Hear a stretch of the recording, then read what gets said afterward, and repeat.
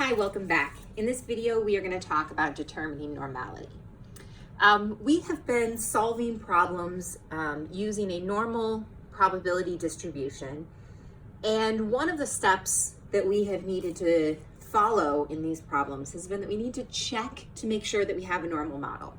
For the most part, problems in class that are given to us tell us that our population is normally distributed. This is great for examples in class because it means we can easily proceed with the problem, but it's not realistic in the real world. In the real world, you'll collect data and you don't know what the population is. So when you collect a sample of data, it's important that we first check the normality condition to make sure that we are allowed to proceed with the problem. So we need to first ensure that the data we have collected follows a normal model, or that we can reasonably assume that the data comes from a population which is normally distributed. So there are a lot of different ways we can check normality. There are normal quantile plots and other more math-heavy calculations.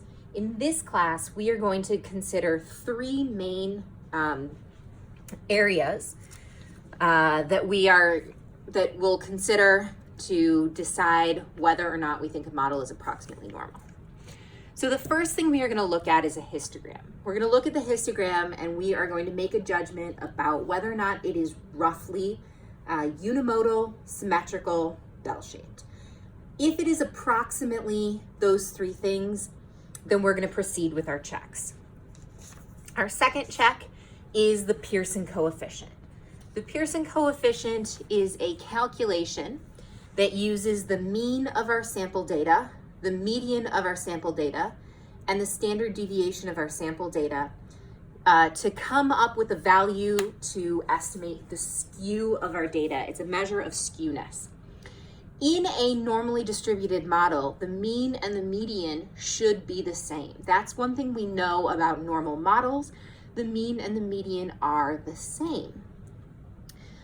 So if I subtract these two values and I have a normal model, this value should be very close to zero. What we're looking for with the Pearson coefficient is if this value is between -1 and +1, we will say that it's approximately normal. The larger it is, or the further it is from zero, so values that are greater than +1 or smaller than -1, we are going to consider those values to suggest that our model is skew. A positive Pearson coefficient is going to mean skew right, and a negative Pearson coefficient is going to mean skew left. So we're going to calculate this value.